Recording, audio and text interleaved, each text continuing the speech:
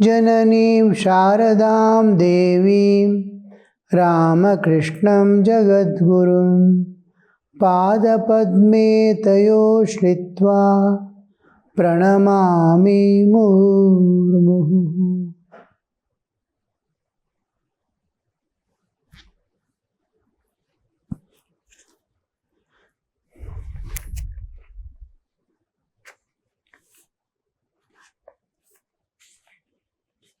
The devotees felt as if they were in a paradise itself.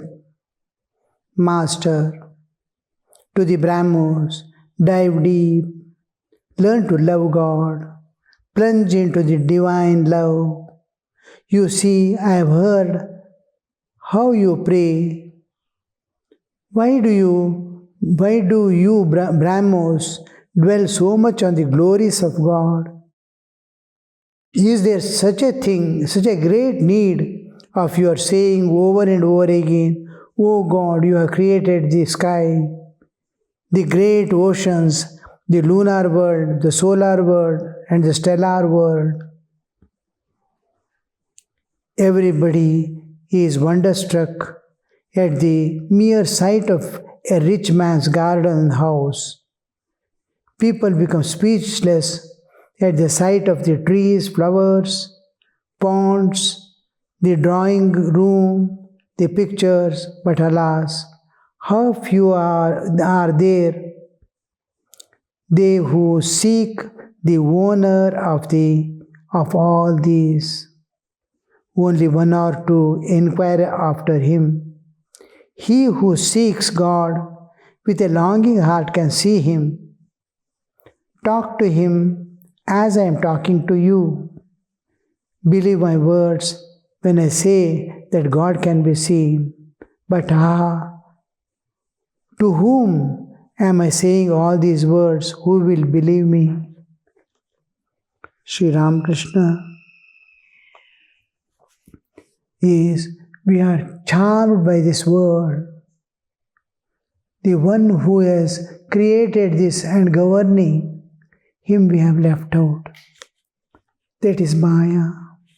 The whole world is deluded by the objective world, and the subjective ultimate and objective ultimate, the unchanging eternal reality, the ocean of bliss, peace, love, absolute, we have left out. And trying to be in this world of duality, longing for a drop of love, care, a little food, and a small shelter, which is going to be poison for the soul. Every enjoyment that we have enjoyed, everything that we have picked up in this world, whether it is family, wealth, or progeny, or name and fame, everything goes away. We have to part from whatever we have collected from this world, because it never belonged to me. It never belonged to us. It is, we pick up from here, including the bodily existence, leave and go away. So here, with small things, we are like beggars. We are moving about for a little joy and peace where it is not there. Krishna says in Bhagavad Gita, Dukkhalayam ashashvatam. This word Dukkhalaya, permanent residence of Dukkha. And Dukkhalayam ashashvatam. And whatever is there, it is ashashvata. It appears and disappears. Children will go away, family will go away, property will go away. When we are walking on the banks of Narmada, we will see huge temples built by kings, gone away, all withering away. Nobody to light a lamp, nobody to go there. Floods have carried away the villages all around. Hundreds of villages go away once the flood comes. Villages disappear. cities disappear, and you can see some monuments like standing as a witness of all things going away, and they too will disappear one day. So nothing is permanent here, and we want to be permanently staying here. And everything has an end. When we understand all this, the struggle to transcend and go beyond, and the whole thing is within you, you need not go anywhere. The ocean of bliss, peace, love, absolute, eternal freedom is within you, and you are looking at the objective world. Similarly, we are not able to conceive or understand or ready to sacrifice this for anything you want. You want to go to higher level, you have to sacrifice the lower level. To climb the next step, you have to leave the step on which you are standing. This leaving is most difficult, and people do not want. They don't want to leave anything of this world, what they have acquired, because they have acquired it with great efforts, though they know it's going to end. Even old people in the world, they are unable to, old, extremely old, and they don't even have anybody in this world. They also don't want to renounce for God. All facilities and everything somebody is going to give. I saw an old lady, huge building, she's alone there. She doesn't want to leave that house and come away, or go to any place. She has all the doors open, every place, because she has led a good life and has no dearth for anything. Anybody is ready to accommodate. But like a ghost, she lives alone in that house. Nobody else. Because that is my property, my earnings, I don't want to leave. So this is the state of man. And he wants to go beyond. He wants, here itself God must bring all things. Eternal joy, eternal peace, eternal freedom, and all that he wants God to bring and give to him here, where it is impermanency and uncertainty are the principles of this world. So here we see, that is the last Sri Ramakrishna says, Kareva boli kei bashune. To whom am I saying all this? Kareva boli. Who will listen to me? Who will believe in me? Whom shall I tell? Who will believe in me? Whom shall I tell? Who will listen to me? Kareva boli kei bashune. Nobody wants to renounce. Nobody wants to go towards God.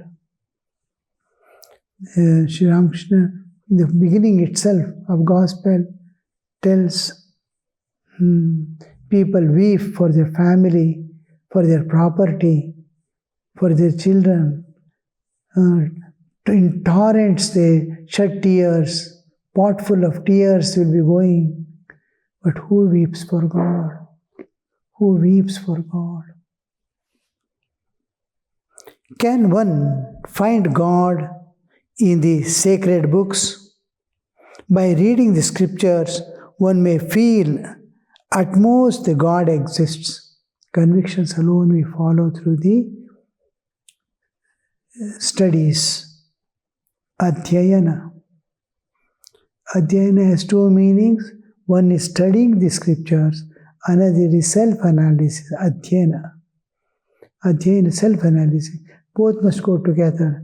I must be able to read the scriptures and understand, and who am I in this body? So analysis, internal analysis must be constantly going. Why am I suffering like this?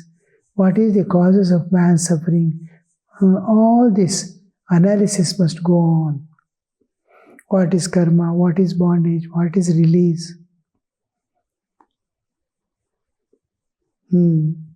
at the most that God exists, but God does not reveal himself to a man unless he himself dives deep. Only after such a plunge, after revelation of God through his grace, is once doubt destroyed.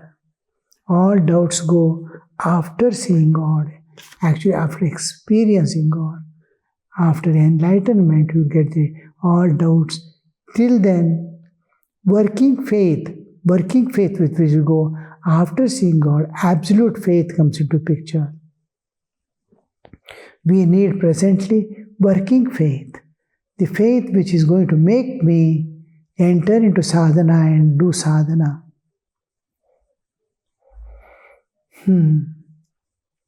All the doubts.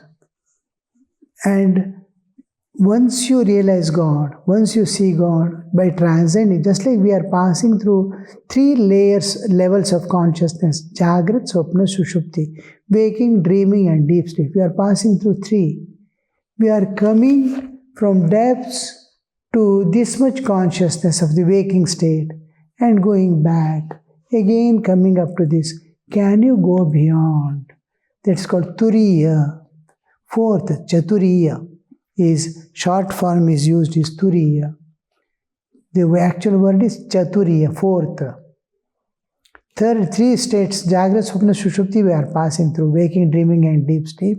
The 4th one is transcendental experience. You are going beyond. So the subjective ultimate and objective ultimate, I am going beyond the universe, beyond my bodily existence, to know who am I, what is beyond.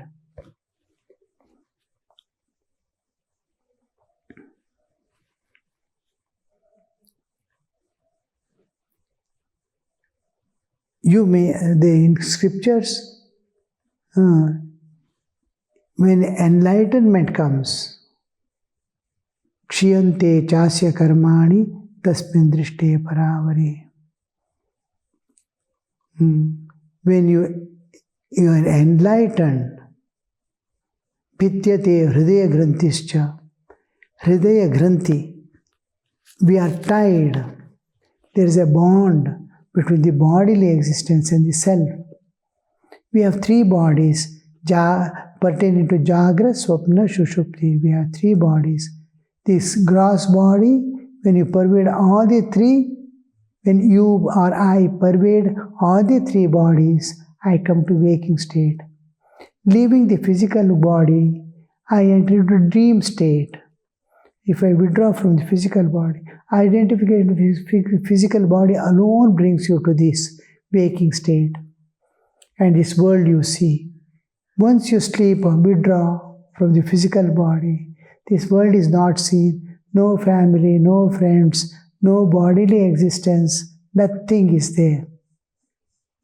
When you withdraw still more, this world, this dream also ends.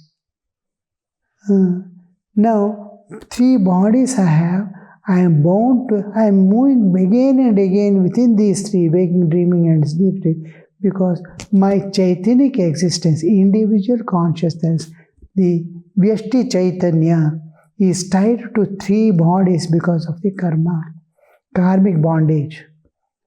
So, these 3 bodies I am bound. The bodily existence, the physical body, and my Chaitanya, the bondage that makes me come to the waking state now and then, again enter into sleep. This bondage is called Brahma Granthi, the bond between my physical body and my Chaitanyik existence is called Brahma Granthi, the knot of Brahman, the creative force. The second is subtle body, Sukshma Sharira, and my Chaitanyik existence, the spiritual existence. The bondage is called Vishnu Granthi. Then it is a part of the universe. Brahma Granthi is my own karmic load has created this bodily identity. But nature's forces have created another bondage. Subtle body also is bound to the self. And the causal body, where I live my all identity and everything in spiritual, in deep sleep, where I live my identity, my knowledge and all, causal body, that causal body and my Chaitanic existence bond is called Rudra Granthi, Brahma Granthi, Vishnu Granthi, Rudra Granthi. So, one by one, with spiritual experience, the bodily identity breaks. Deyo yana prachodayata. When the prachodayana happens, you are free from the bodily identity. The Brahma Granthi breaks. And then, with vision of God, the Vishnu Granthi breaks. And by realizing the self, Atman, the causal body and the Chaitanya, the Rudra Granthi also breaks. You become totally free from all the bodily existence. Now, this bodily existence and Chaitanya, the three Granthis together, is called Chit Jada Granthi. Chitta, Chaitanya and Jada. All the three bodies are Jada, pertaining to nature. This bondage between the Chaitanya and the bodily existence is called Chit Jada Granthi. Vishnu Granthi, Brahma Granthi, Rudra Granthi, and then three together is called Chit Jada Granthi. And this is in scriptures called Hridaya Granthi. All the knots are there at the heart of that being. It is infinite through a small door bound to the three bodies. The pivot is the heart. And this bondage, the three bodies are bound, and Vidyate Hridaya Grantischa. When enlightenment comes, this Hridaya Granthi breaks off. The soul becomes free. Vidyate Hridaya Grantischa, Chidyante Sarva Samshayaha. All doubts get cleared. What all doubts? Does God exist? Will this path take me to there? Is it real? That is real. Now all these doubts. And even you see, as when we are young and energetic, our ego will be dominating and will be questioning everything. As we go old, all the powers and energy are dissolved, taken away. Youth goes away, strength goes away, digestive power goes away, senses power will go away, body cannot move properly. It is going back to the childhood, newborn baby state. We were born and we started climbing, crossed the zenith and started again coming back. The way in which he was born and on the cot he was fallen, unable to move, same state comes back. At the end, he will be unable to move. No teeth, no hair, no strength. Same state he comes back. The cycle is complete. When he is coming down, evening of life comes, he will suddenly see, I was, with whose power I was walking, with whose power I was earning, with whose power I was doing all these activities. I was coming. Now that I starts becoming weaker, but never dies. That I continues. You can see extremely old people, husband and wife fighting. They are on the deathbed. They are bedridden to two cots. They cannot go to the toilet. I have seen people, husband and wife, fighting on the cot at the 90s. Just 1 foot in the grave, they are lying down. They cannot move, but cursing each other. That ego, you see, with all that ego doesn't go. And that ego dissolves in enlightenment and he becomes Purna. Immediately, the moment you surrender the ego to God, the moment the ego dissolves for in any reason, that In Samadhi, when you are entering into Turiya, the main important thing is the worldly ego dissolves. When we sleep, waking ego dissolves. Dream ego comes up. When we enter into deep sleep, the one ego with a single wave of thought, of absence of everything, shunya vritti, and nothing exists. It says, one vritti is there, manovritti. That one vritti is telling nothing exists. Even in deep sleep, and that ego is attached. In Samadhi also, all the three, waking, dreaming, and deep sleep, all egos dissolve, and a spiritual ego appears, with which he gets the vision of God. Having seen the God, then vidyate hridayagrantischa chidyante sarva samshaya, all doubts get cleared. Vidyate hridayagrantischa, all the knots, 3 knots will break. Chidyante sarva samshaya, all doubts will go away. Kshiyante chasya karmani, all karmas, the sanchita, the agami, and presently which is going through. Karmas, the 3 karma, the past, present, and pertaining to past, present, and future. The karmas will dissolve. Kshiyante chasya karmani. Tasmin drishte paravare. Para, the absolute, and avara, this universe, as manifestation of that. Oh, this is also Purna. That's also Purna. Purnamadav Purnamidam Purnat Purnamudachyate. Then he will clearly understand that's also true. This is Sarvam Khalvidam Brahma. What I am seeing, this world was not world at all. It was God in the form of world. I had mistaken. So you understand this. One reality is appearing in many ways as many things. Avara, is that alone? Every jiva, is that alone? Each jiva is that. Jivo Brahmaiva Napara, Sarvam Khalvidam Brahma.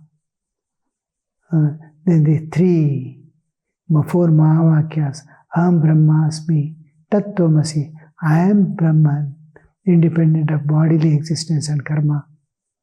I am Brahma, I am the absolute, Ananda Sagara. My karmic load is making me identify with a small body and giving a wrong information. I get my lost identity that I am Atman.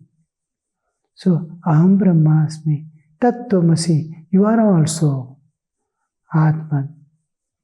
I am Atma Brahma. This person, so whomever you see in this world, whichever jiva you see in this world, is Brahman. And Prajnanam Brahma. The experience that I am Brahman, that experience of enlightenment, that enlightenment is also Brahman. So the whole thing, just by a small cloud of ignorance, is covering this, our reality. I am Atman is covered by a small ignorance. I don't know. It is just like vast, thousands and millions of earths can be placed on the sun. Sun is so vast. And the small patch of cloud covers the sun. And just like such a vast world, you just put your finger in front of your eyes. Finger is covering the whole world. Such a vast world. You can't see the world. Like that, buddhi. This buddhi is turned towards the world and not towards the reality. This buddhi has become limited and seeing this buddhi has passed through so many lives to create a software which is converting God into world and showing. This buddhi has a software which is converting. God is here. It is converting and showing this world. I am this body and I am this one. This is the ignorance. Mula avidya. It's called in Vedanta Mula avidya. This avidya goes off. The cloud just moves away and we see the sun. Cloud was not covering the sun. It was covering our eyes. Sun was as it is, shining, and light was passing on all sides. A small patch of cloud had come between you and sun. Neither you were covered, nor the sun was covered. A patch of this is ignorance, which is the Mula Avidya, with which we are born and moving about as bodies in this world, and looking at the God as the world. We are passing from body to body, and this ignorance drops off, and you get enlightenment. Immediately, the three things happen at a time. Vasanakshaya, Tattvajnana and Manonasha. The vasanas, past tendencies which are driving us towards the world and possessions, and I, creating I, this, it dissolves. The vasanas go away. Vasanakshaya, Tattvajnana. You immediately get, and vasanas go away means you get immediately Tattvajnana. Karmas do not bother. They don't stand in the way. Karmas give sukha dukkha and go away. That we can work out. What makes us enter again and again into the world is our tendencies. Vasanakshaya, Tattvajnana and Manonasha happen at a time. Om Shanti Shanti Shanti Harihi Om Tat Sat Shri Ramakrishna Arpanamastu.